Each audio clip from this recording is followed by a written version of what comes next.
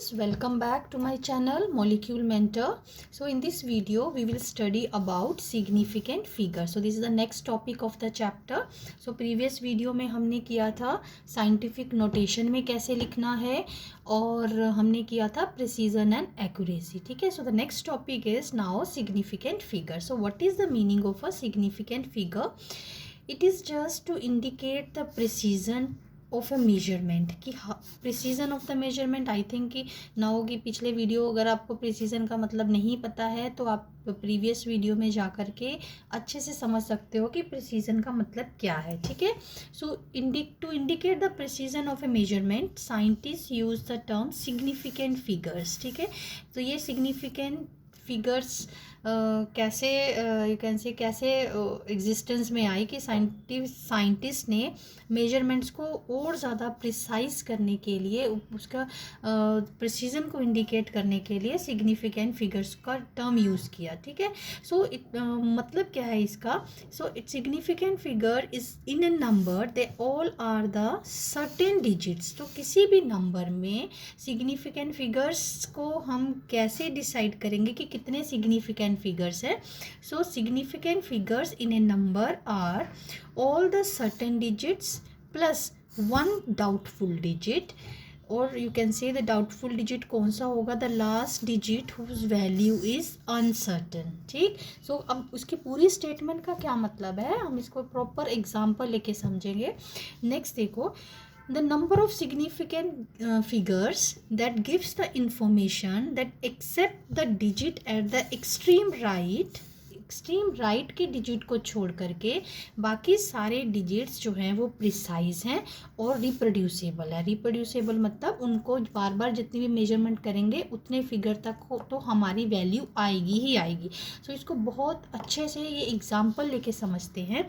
Suppose the volume of the solution, जो भी हम सोल्यूशन मेजर कर रहे हैं उसका वॉल्यूम जो है वो 20.5 मिलीलीटर है. ठीक है. सो अब इस 20.5 मिलीलीटर में हम ये देखें कि सिग्निफिकेंट डिजिट्स कितने हैं. वो तो हमारे पास प्रॉपर रूल्स हैं. पहले हम ये समझें कि डाउटफुल डिजिट का मतलब क्या है और हमारे पास सर्टेन डिजिट्स का मतलब क्या है, या आप कह सकते हो certain digits plus uncertain digit. ठीक है. सो 20 is certain and 5 is uncertain. What is the meaning कि 20 सर्टेन है. सर्टेन है मतलब it is precise and it is reproducible, कि आप अगर बार बार मेजर भी करोगे तो 20 तो आएगा ही आएगा हमारा. कहाँ पर चेंज आ सकता है वॉल्यूम को मेजर करने में? कभी हो सकता है कि हम 20.4 मेजर कर लें, कभी हो सकता है कि हम 20.6 मेजर कर लें. ठीक है. तो ये जो लास्ट वाला डिजिट है इसीलिए इसको ये कहा गया है कि दिस इज अनसर्टेन. ठीक है. सो 5 इज अनसर्टेन एंड अनसर्टेनिटी की वैल्यू कितनी ले सकते हैं हम? प्लस और -1. कितनी अनसर्टेनिटी है हम इसमें? +1 और -1. ठीक है.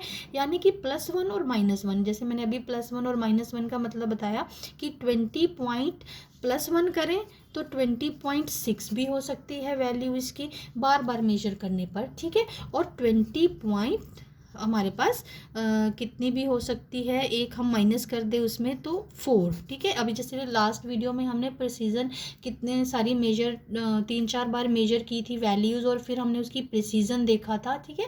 सो प्रिसाइज वैल्यूज़ होती है, they are very close to each other. ठीक.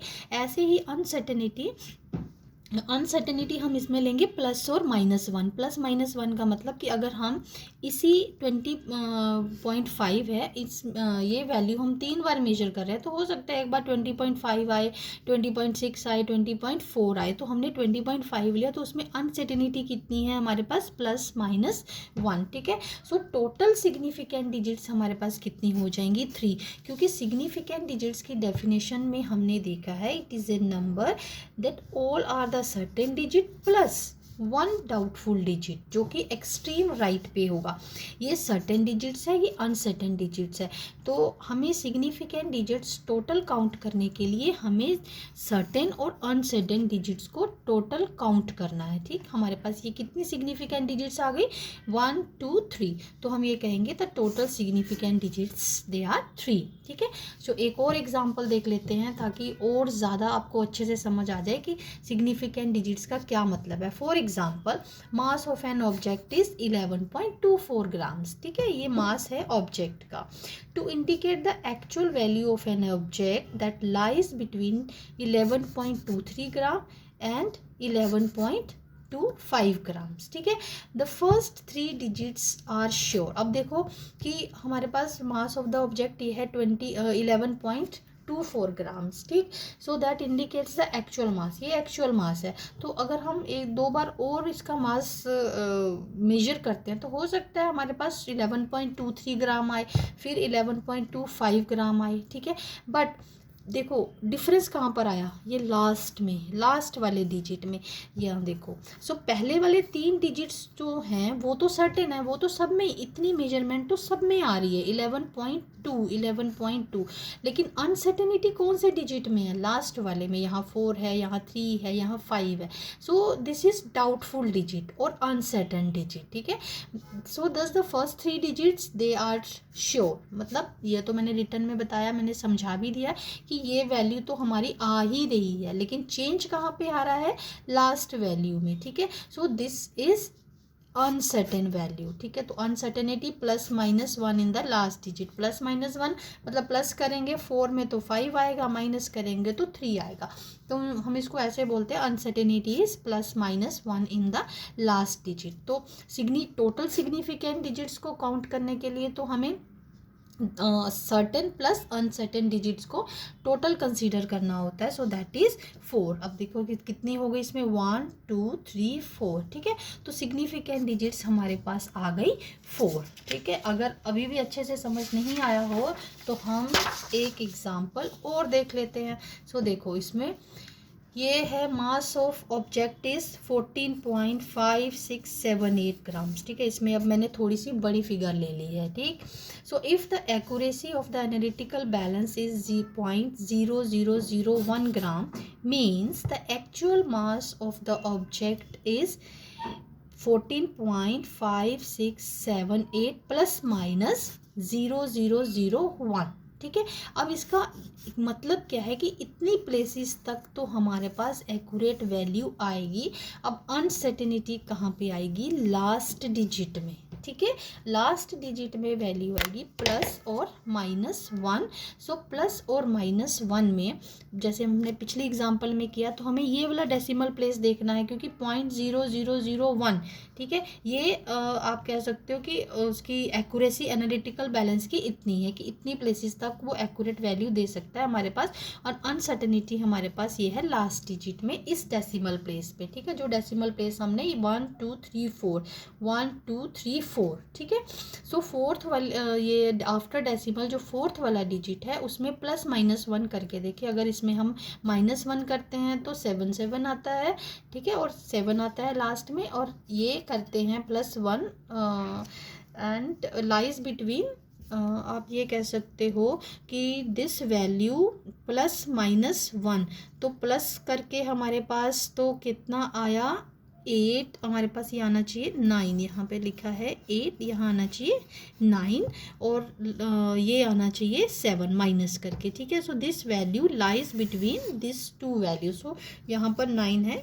ठीक है, so these first 5 digits are certain but the last involves the uncertainty of +-1। ठीक है, अनसर्टेनिटी इसमें +-1 की है, प्लस करके देख लिया हमारा 9 आ रहा है, और माइनस करके देख लिया 7 आ रहा है। ठीक, नेक्स्ट हमारे पास रूल्स हैं, rules for determining the number of significant figures. कि कोई हमारे पास डिजिट्स हैं, प्रॉपर फिगर दी है हमारे पास, तो उसमें हम सिग्निफिकेंट डिजिट्स को कैसे काउंट करेंगे। ठीक है, अब सिग्निफिकेंट डिजिट्स को काउंट करने के लिए हमारे पास जो पहला पॉइंट है that is all non zero digits are significant. ठीक है, जितने भी नॉन ज़ीरो डिजिट्स होंगे वो सारे सिग्निफिकेंट डिजिट्स हैं। जैसे 1 2 3 1 2 3, इसमें कितने सिग्निफिकेंट डिजिट्स हैं 3, इसमें कितने हैं 3 1 2 3 4। सो सारे नॉन ज़ीरो डिजिट्स हैं, ऑल आर द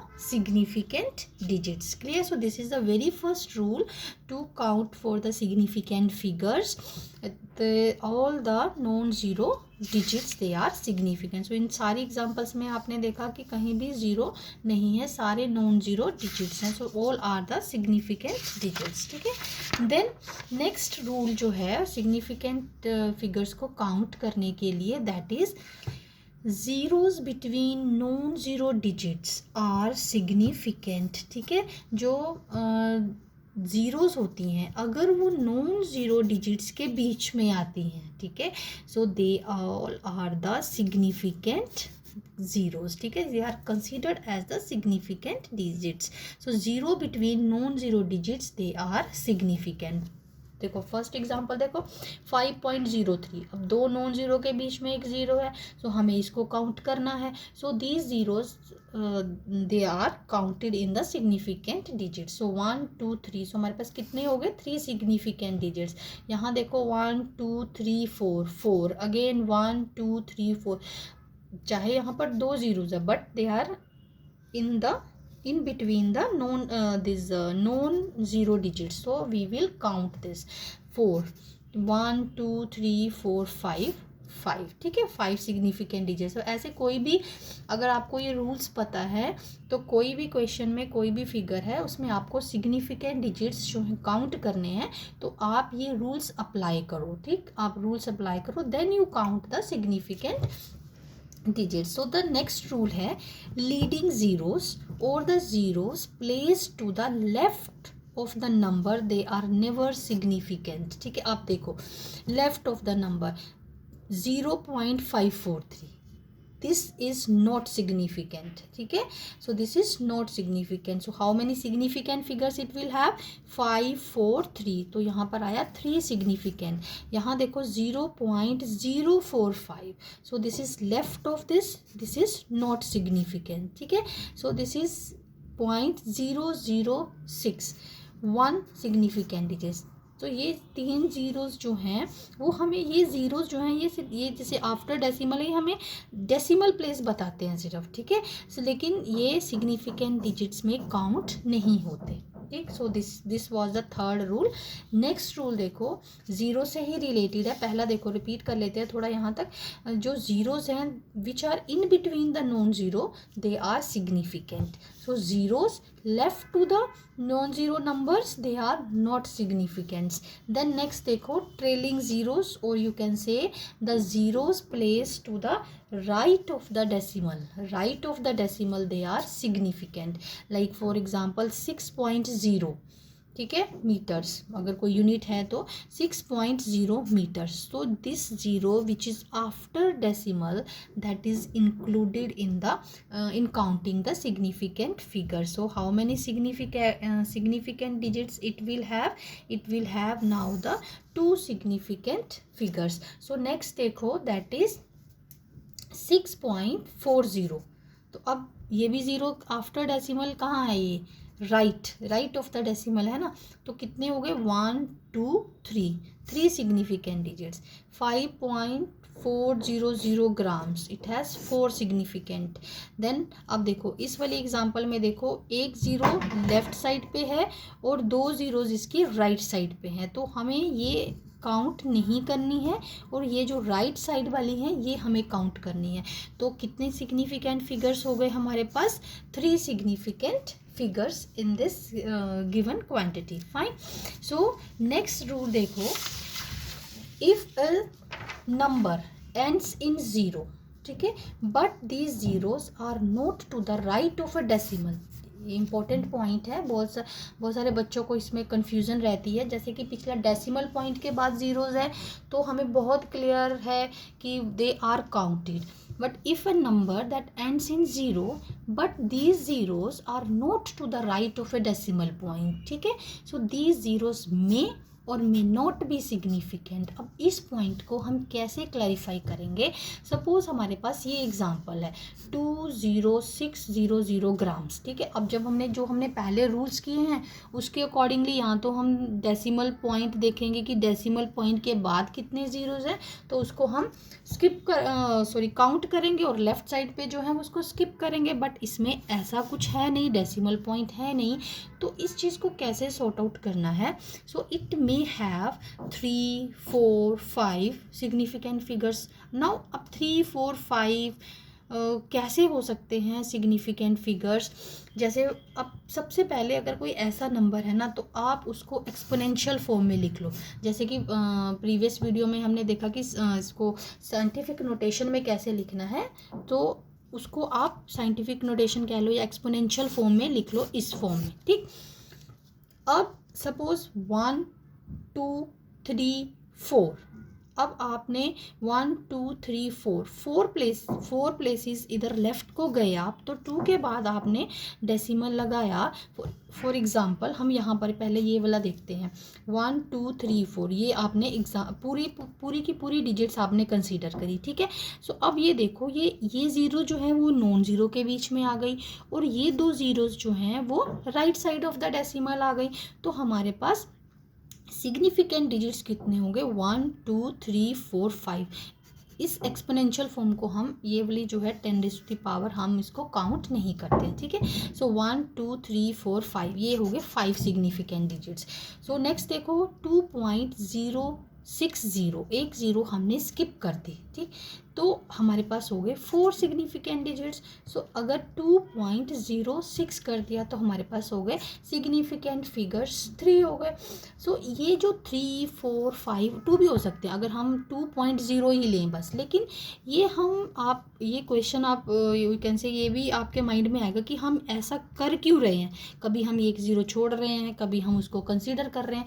ये डिपेंड अपॉन द क्वेश्चन कि सपोज आपको क्वेश्चन में ही दिया है this is the figure, or you can say this is the number given to you, write this number in the exponential form। चाहे वो कहा है या नहीं कहा है, या आप सीधा कह लो write this number, or you can say round off this number up to 3 significant figures, up to 4 significant figures, up to 5 significant figures, up to 2 significant figures। तो उसके क्वेश्चन के अकॉर्डिंगली हमें इस फॉर्म में उसको कन्वर्ट करना है, ठीक है।